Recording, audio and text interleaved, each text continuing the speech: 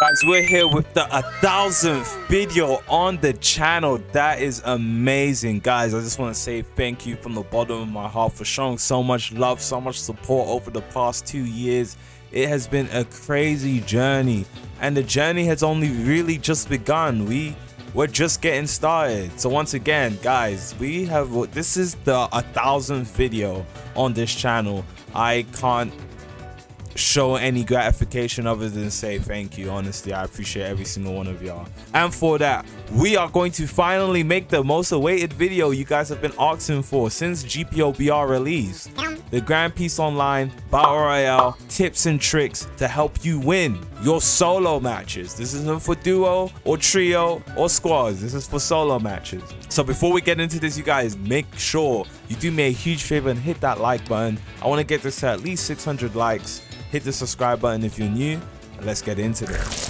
For the first tip, I will say, especially if you are a newer player and you're not the best at PvP, as soon as you load into the game in the intermission inside the lobby, set your stats up. Use starter combat, so put at least 400 to 500 within your strength so that your punches do about 40 and 1 damage per hit, and that is excellent for when you drop in. That way, you don't need a weapon in order to start taking players out, and you can defend yourself quite well until you find the weapon that you want, along with SP resets. Another tip along those lines is when you're opening chests and you're in a crowded area, there may be people running around, it may even be a lucky zone. Hold the block button and open the chest and pick the contents inside the chest up with E. The E button and holding the block button will save you. Not a lot of people will notice that you're blocking and they won't block break you.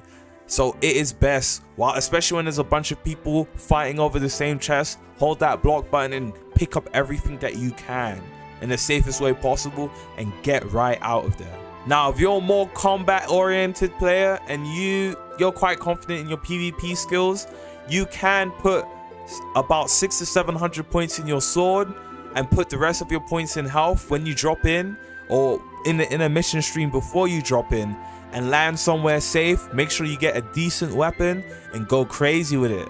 However, it is a risky tactic to do this because this leaves you open and susceptible to getting flanked and killed by anyone that may get a weapon before you or even has fist combat, because they'll deal a bunch more damage than you will. Third tip is to play with all outside sounds completely off. When you're playing the game, make sure you have no background music playing. Make sure you have no videos playing in the background. And the reason I say this is because you need to listen to in-game sound effects. Not only do you need to listen out for other players when they're running around close to you, you need to listen for Suke users.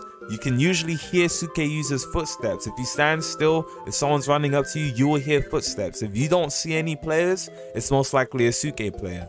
Especially if they run towards you and activate their haki and you still don't see any players in your close proximity, you know it's a Suku player running up to you and he wants to get the drop on you. Make sure you're playing with a headset with no background music except for the in-game music on, please. Another tip is you might want to stay away from lucky zones. If you're struggling to get wins, lucky zones is probably not the best place to be. That's where the tryhards and the boys that are actually really good at PvP are going to be landing. You don't necessarily need to land inside of a lucky zone to find a legendary chest. You can even find mythical chests around the map if you're lucky. It doesn't necessarily have to spawn in a lucky zone. You don't need to drop there. Another tip is to have multiple SP resets and multiple dark roots on you. This is a battle royale. The flow of the match can change at any point in time, and depending on where the final circle closes in, you may need to adjust your tactics, your strategies, or maybe even your playstyle.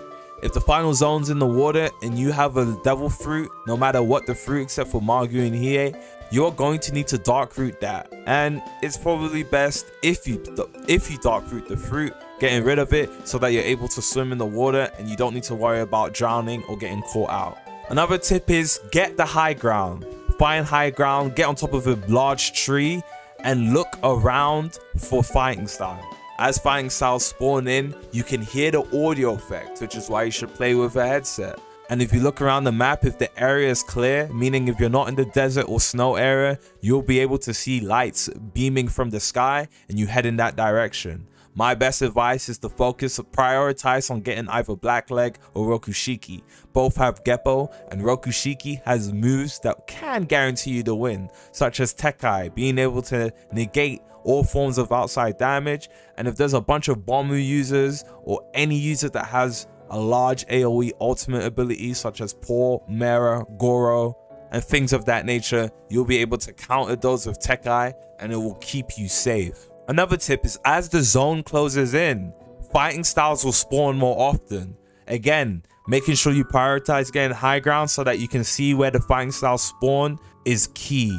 And I should also point out that you should also, when putting your stats in, make sure you always have 20 SP free, just in case you find Blackleg or Rokushiki at the last given moment of the match. And if you get a Rokushiki, you can have Tekai. So I do always recommend to have 20 spare points always available. In addition to that, sometimes it's best if you don't fully complete your build straight away. And I mean that after you get an SP reset at the start, or even throughout the match you might have multiple builds. Sometimes it's best not to use up all your SP points, just in case you run into a fighting style that you need points in order to utilize its kit really well.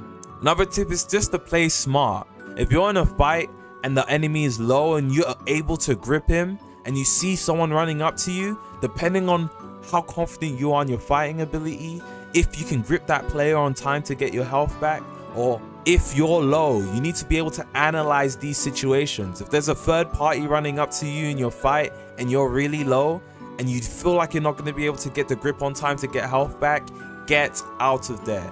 Yes, it means that you're not going to get the grip, but it'll give you a chance to back off, heal up, and try again at a later stage of the game. There's no point risking your life trying to force the grip when there's a player that is fully healthed and stacked out running towards you in order to kill both of you guys. Making a tactical retreat is better than dying. Remember that.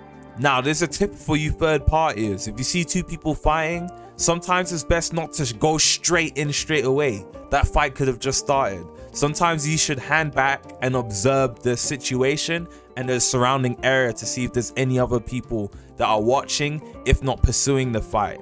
And when people start to get low, once the fight starts to get prolonged and you can tell everybody's at a low percentage health, it's better to engage then than to engage too early and put you at jeopardy for getting third, fourth partied, or even killed in the process. Another tip is just to play smart.